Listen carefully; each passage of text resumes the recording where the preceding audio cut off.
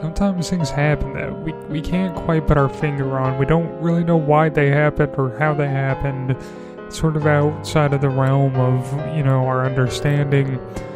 And, it's hard for us to compartmentalize what transpired, but, we always find a way. And, if you try hard enough, there's an old saying that goes, if you can't explain something, don't try, because you're gonna end up hurting yourself thinking too hard about that one, and you don't want to do that because that's gonna mess you up in the long run. So if you could just reach into your pocket for me and oh, what's that in your hand? What you got there in your hand? You just pull out your pocket. What's that? Oh, that's 2 tickets. 2 tickets to the Bonkers Theater.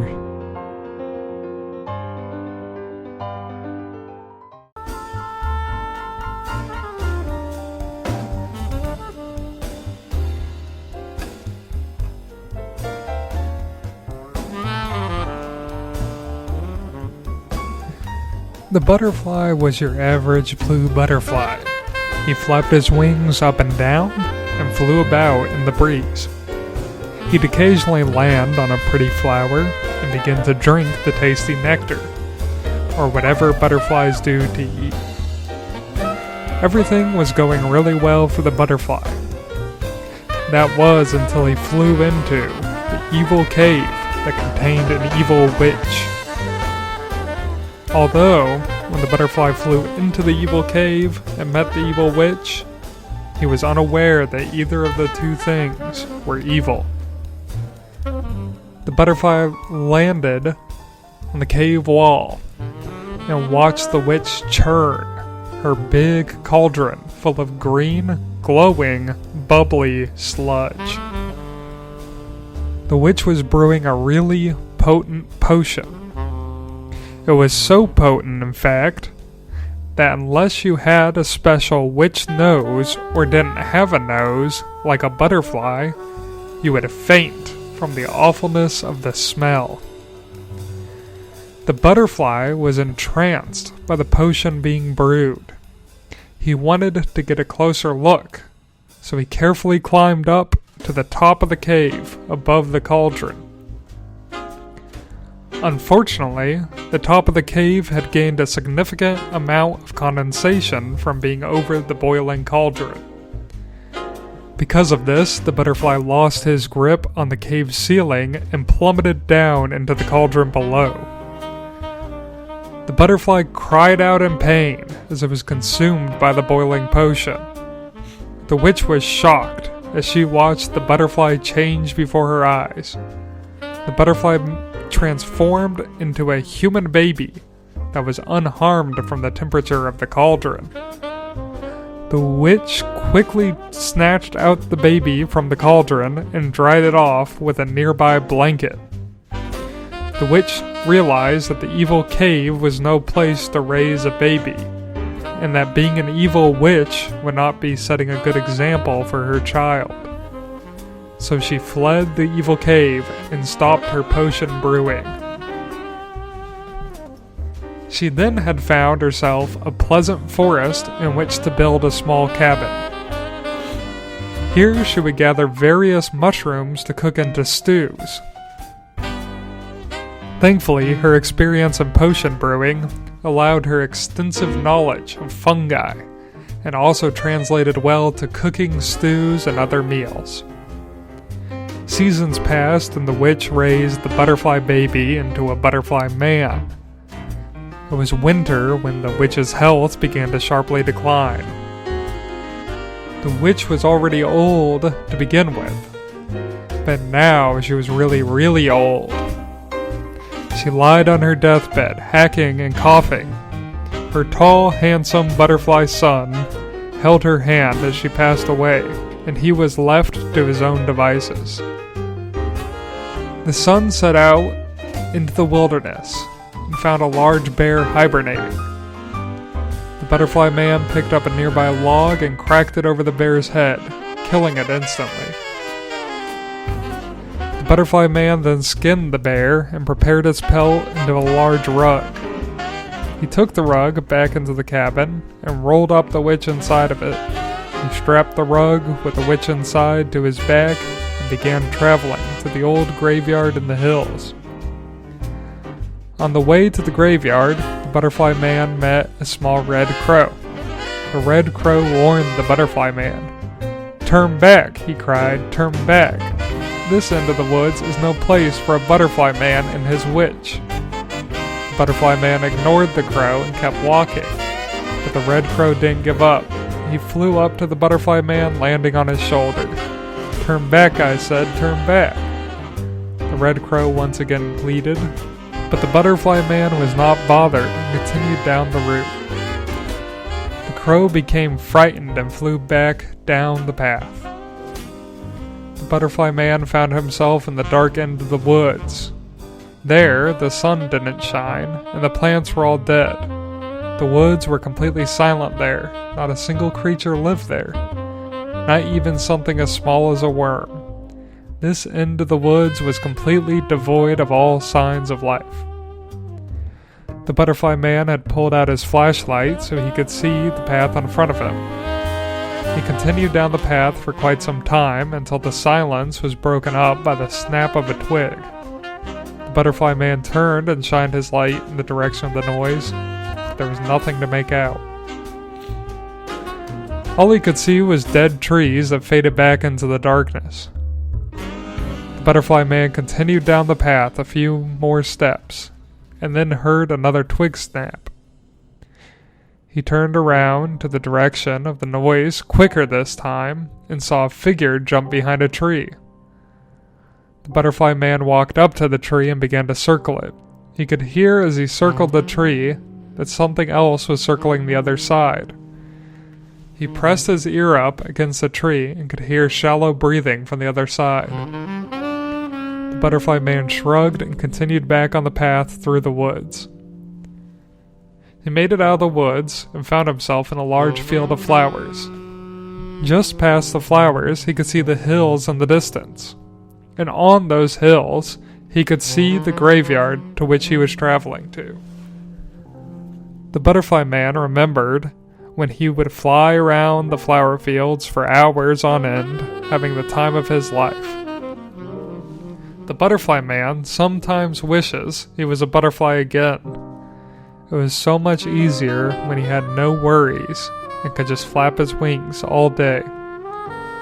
The butterfly man moved through the fields of flowers. He stepped in a delicate fashion as to not harm the flowers. As he moved through the flowers, one cried out to him.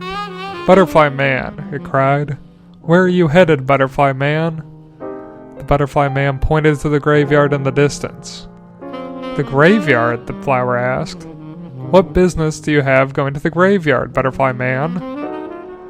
The butterfly man pointed to the pelt rolled up on his back. "Oh, I see," said the flower. "Were they someone you loved?" The butterfly man nodded yes. "I'm sorry for your loss, butterfly man," the flower said sorrowfully. The butterfly man continued on his way out of the field of flowers and towards the hills. In the hills, the butterfly man was immediately greeted by a hill giant. The giant stood at 9 feet tall, 2.5 feet taller than the butterfly man. The giant was kind and offered the butterfly man a seat by him on a rock. The butterfly man looked out to the horizon and saw that the sun had been setting. The butterfly man thought it wise to camp out with the giant for a night. The giant reached behind him and pulled out wood of various sizes. He pulled out some lint from his giant belly button and set it amongst the firewood. He then pulled out a lighter and set it ablaze. He pulled out a cast iron skillet and pointed at an ice box behind the butterfly man. The butterfly man opened the box to see some nice cuts of steaks sealed in plastic amongst the ice. The giant motioned for him to put them in the skillet, and so he did. The giant then seasoned the meat and flipped it a few times over the course of a few minutes before pulling out some plates to serve them on. The giant took a large swig out of a canteen, which he proceeded to offer to the butterfly man, who graciously accepted. The two men enjoyed their meal and cleaned off all of their plates and utensils before heading to bed that night. The butterfly man awoke to the rising of the sun over the hills. When he rubbed his eyes and looked around, he discovered that the giant was nowhere to be seen.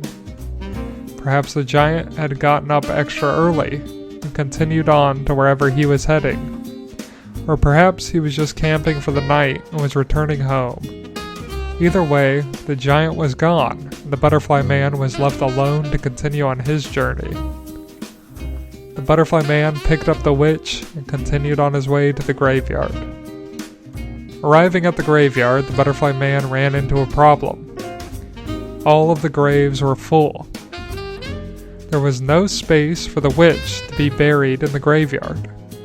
So, the butterfly man was left with only one option. He had to dig up someone else and bury the witch in their stead. The butterfly man began reviewing the headstones, looking for a suitable candidate. The first headstone read, "Here lies Timothy Boyle, struck by a car at age 7. The butterfly man didn't want to dig up that one.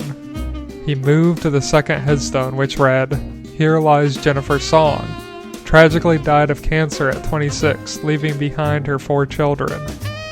The butterfly man didn't like the idea of digging that one either. He continued down the row of graves, and each one made the butterfly man upset at the idea of digging it up. That was until he reached the very last headstone, which just read R.I.P. The butterfly man thought this would be the best one to dig up, because they didn't bother to even put anyone's name on the headstone. He thought it was probably somebody so terrible that whoever made the headstone was so scared to put their name on it, out of fear that someone would destroy the entire graveyard if they found out that that person was buried there. They just wrote the acronym for Rest in Peace. The butterfly man grabbed the shovel from the groundkeeper's house and began digging away at the ground. Whoever was buried there must have been there for quite some time, because the grass was hard to get through, and there were also roots that had grown in the way that the butterfly man had to hack away at.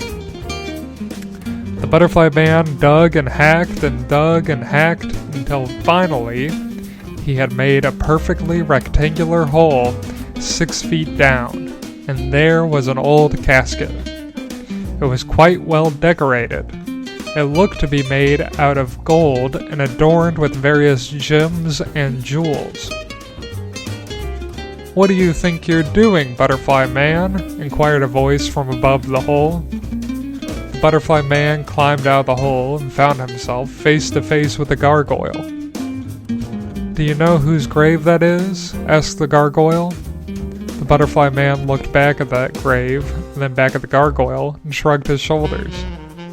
"That grave belonged to Ryan Isaac Preston," the gargoyle informed the butterfly man. The butterfly man was shocked. He had heard that name before. Ryan Isaac Preston was the previous king and was well respected for his kindness and charity. The butterfly man began to start filling the hole back in, and the gargoyle helped him. The two worked together for a couple of hours until the hole was completely filled. The two then sat for a moment before the gargoyle suggested a nearby tree to which the butterfly man could bury the witch. The butterfly man looked towards the tree and was taken aback by its beauty. It would make for a wonderful grave marker. The butterfly made his way over to the tree and started digging. He dug and dug until he had a perfectly deep hole and went to drop the witch down it. As he turned, he lost his footing and fell into the hole. The hole was just big enough that the butterfly man couldn't reach out of it. In that moment, it began to rain, and the ground beneath the butterfly man's feet turned to mud. The butterfly man began to cry his butterfly tears as he sunk deeper into the mud and the hole started to close in on itself.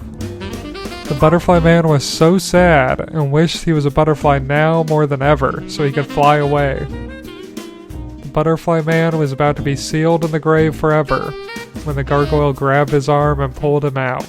The gargoyle hugged the butterfly man and told him he loved him very much. And then they both buried the witch together and lived happily ever after.